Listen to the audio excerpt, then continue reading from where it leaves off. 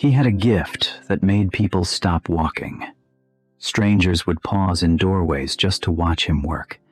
His hands moved like they already knew the answer, like the painting already existed, and he was simply finding it. But Elias never showed anyone a single piece. Not one. In 7 years.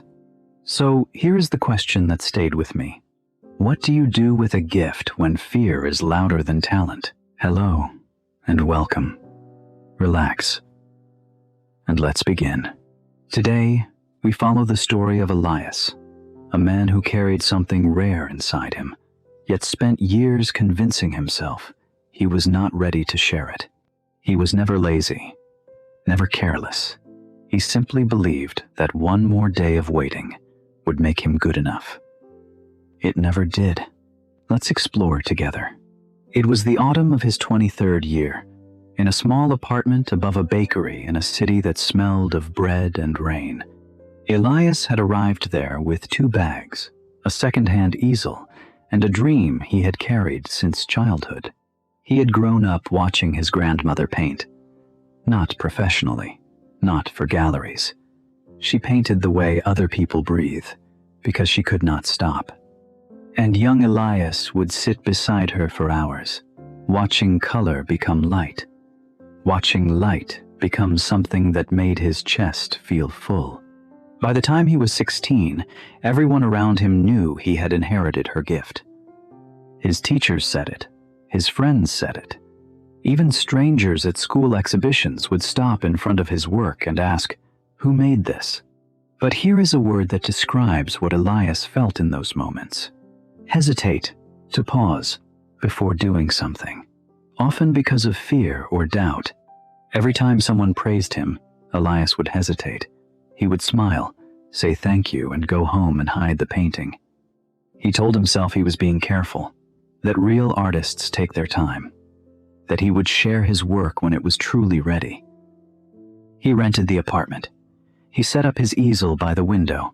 He bought new brushes, a journal, 3 different kinds of light. And then he waited. For what, exactly, even Elias could not say. But something was about to make him face that question head-on. The first year passed quietly. Elias painted every morning large canvases, full of color, full of emotion, work that was, by any honest measure, extraordinary. But when evening came, he would face the same ritual. Wrap it carefully, place it in the wooden box beneath his bed, and close the lid. He called it protecting his work. He told friends he was still developing his style. The second challenge came in the form of an invitation. A small gallery in the neighborhood was hosting an open call for new artists. The owner, an older woman named Irina, had somehow heard about Elias and sent him a handwritten note. "I have been told you make beautiful things. I would love to see them." Elias read the letter 4 times. Then he put it in a drawer. He told himself the gallery was too small, that his work deserved a better setting, that he would apply when he had something truly finished. The deadline passed. The exhibition opened. Elias walked past it on his way home, looked at the lit window for a moment, and kept walking.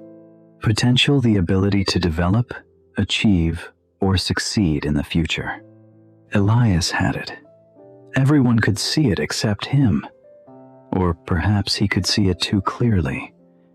Perhaps that was the problem.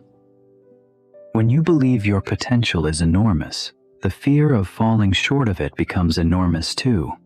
And that fear is very quiet. It does not shout. It simply says, "Not yet." But here is what most people don't know. The wooden box beneath Elias's bed was not empty.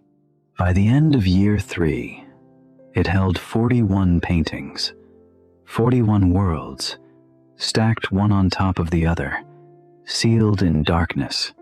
And Elias had started to feel something he could not name, a kind of heaviness, like he was carrying something that was never meant to be carried alone. The third and final blow came on an ordinary Tuesday. His grandmother called. She was 81 now, her voice thinner than he remembered. They talked about small things, the weather, the bread from the bakery downstairs, whether he was eating enough. Then, near the end of the call, she asked, "Elias, are you painting?" "Yes, Grandma," he said. "Every day." A pause. Then, gently, barely above a whisper, "Are you letting anyone see?" Elias opened his mouth and found he had no answer. What happened next, he would never forget for the rest of his life. 3 days later, Elias took a bus across the city to visit his grandmother. He brought nothing except himself, and when she opened the door, she looked at his hands and said, "You forgot something." He laughed. He didn't understand yet. They sat together at her kitchen table, and she placed her old paintbrush between them, the one she had used for 40 years, worn down to almost nothing. She said, "I almost stopped too. When I was young, I thought I wasn't good enough. I thought real artists were made of different material than me." And Elias looked up. "But then someone told me something I never forgot," she continued. "They said a candle does not ask if the room deserves its light. It simply burns."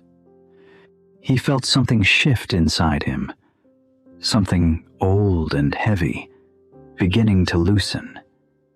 Here is the third word for today: courage, the ability to do something even when it frightens you. Not the absence of fear, not confidence, not certainty. Courage is doing it anyway. Today, psychologists call what Elias experienced self-handicapping a pattern where people protect themselves from failure by never fully trying. If you never show the work, no one can say it wasn't good enough. The protection feels safe, but it costs something enormous. It costs the world what only you can give it. And perhaps the gift you are hiding right now is not yours to keep. Perhaps your story is no different from Elias's. Elias began with 41 paintings in a box. He spent 7 years telling himself he was not ready, but he never stopped creating, and that was the one thing that saved him. Elias's story teaches us that the world cannot be moved by a gift that was never given. Keep going. Keep learning. The thing you are waiting to be ready for you are already ready. Your story is still being written. If this story found you at the right moment, tell me in the comments, what is the one thing you have been waiting to start?